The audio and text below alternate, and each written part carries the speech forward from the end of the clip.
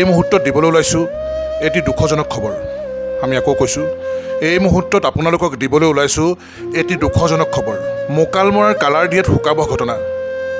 মোকালমৰাৰ কালাৰদিয়াৰ টুলুঙা নাও ডুবি এটি শিশু আৰু এগৰাকী কিশোৰৰ কৰুণ মৃত্যু।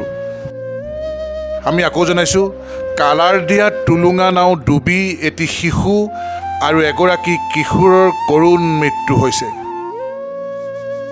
মৃত শিশুটিৰ বয়স 5 বছৰ আৰু কিশোৰজনৰ বয়স 15 বছৰ বুলি জনা গৈছে। 5 বছৰীয়া শিশুজনৰ নাম মাৰুফা খাতুন আৰু 15 বছৰীয়া কিশোৰজনৰ নাম আশ্ৰাফুল ইছলাম। অতি দুখজনক খবৰ। পৰিয়ালৰ সৈতে দুয়োগৰাকীয়ে টুলুঙা নাৱত ভৰ বাৰিষা পথাৰৰ মাজেৰে ঘৰলৈ গৈ আছিল। তেনেস্থলত পথাৰৰ মাজতে নাওখন ডুবি যায়। নাওখনত থকা বাকী লোকসকলে সাঁতুৰি কোনোমতে পাৰত উঠে যদিও শিশুটো আৰু কিশোৰজন পানীত ডুবি মৃত্যু হয়। পৰিয়ালৰ লোকে পৰৱৰ্তী সময়ত মৃতদেহ দুটা মোকালমৰা মহকুমাৰ অসামৰিক চিকিৎসালয়লৈ লৈ আহে। মৃত মাৰুফা খাতুনৰ পিতৃ মীৰ হুছেইন আৰু আশ্ৰাফুল ইছলামৰ পিতৃ ৰফিকুল ইছলাম। টুলুঙা নাওখনত মুঠ 8 গৰাকী লোক আছিল বুলি জানিব পৰা গৈছে।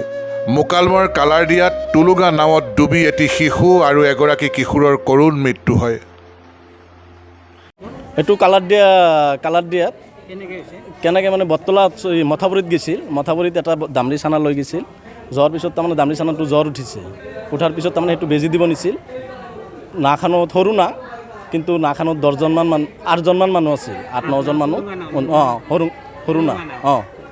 তাৰপিছত তাতো যোৱাৰ পিছত মথাউৰিৰ পৰা আহাতে তাতে 8-9জন মানুহ আছিল নাওখনত। তাৰপিছত কিবা ধাৰৰ কাৰণে গছত বুজি পেলাই তল গ'ল। তল যোৱাৰ পিছত আশ্ৰাফুল ইছলাম আৰু মাৰুফা খাতুন সেই দুজন মাৰা গৈছে আৰু বাকীখিনি তাও সাঁতৰি যাই পেলাই বাচিছে। ছোৱালীটো মাৰুফা খাতুন তাৰ 5 বছৰ 6 বছৰমান হৈছে। আশ্ৰাফুল ইছলাম তাৰ 15 বছৰমান হৈছে।